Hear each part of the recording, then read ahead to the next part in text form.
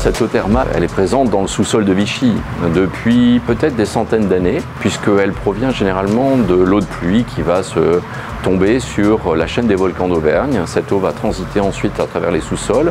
À travers ce sous-sol, elle va suivre des failles qui vont lui permettre de se charger en minéraux et qui vont également se permettre de lui charger en gaz carbonique. À l'occasion d'une faille un peu plus importante sur le bassin de Vichy, elle va ressortir dans le cadre d'une source.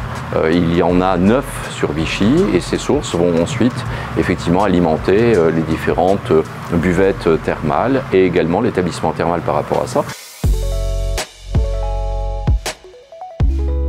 Au quotidien, de l'aspect du bien-être, avec des activités de détente, des activités simplement pour profiter de de l'eau thermale et de ses différents dérivés, comme la boue par exemple, sans avoir de notion, on va dire, de soin, mais plutôt dans une forme de détente ou de relaxation. À vous, comme à moi, pour pouvoir effectivement découvrir ce qu'est le thermalisme et passer un moment extrêmement agréable au contact de l'eau. Je pense que les gens qui viennent ici recherchent ce contact-là, cette eau qui est millénaire, cette eau qui est chargée en oligo-éléments, cette eau qui a effectivement une vertu qui va soigner, bien, on vient en profiter au quotidien et c'est tout type de population qui peuvent venir. Jacques Décoré, j'ai eu le titre de meilleur ouvrier de France en cuisine et on s'est posé la question, est-ce qu'on va à Paris, est-ce qu'on va à Londres? Et puis en fait, au bout d'un moment, on s'est dit, mais et si on le faisait chez nous? On fait le maximum pour représenter notre territoire.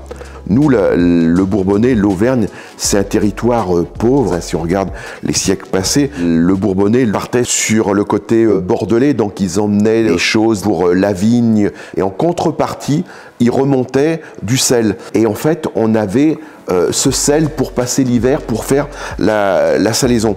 Et tout ça, en fait qu'on a cette richesse, mais plutôt paysanne. Je m'en suis inspiré et je m'en inspire toujours.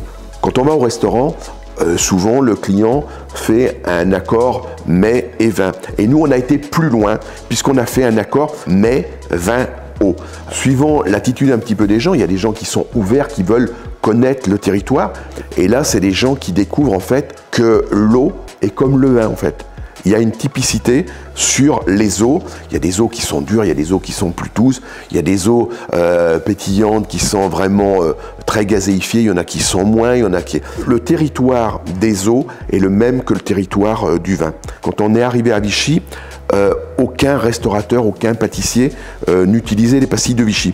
Aujourd'hui, les pâtissiers sur Vichy proposent des pâtisseries avec de la pastille de Vichy, les chocolatiers proposent des bonbons avec de la pastille de Vichy. C'était la reine des villes d'eau. Vichy, c'était une ville hôtelière. À l'époque, ils appelaient Vichy le petit Paris parce que la clientèle, c'était beaucoup de gens qui venaient de Paris ou de la Côte d'Azur. Vichy, si vous êtes curieux, tous les jours, on peut faire quelque chose.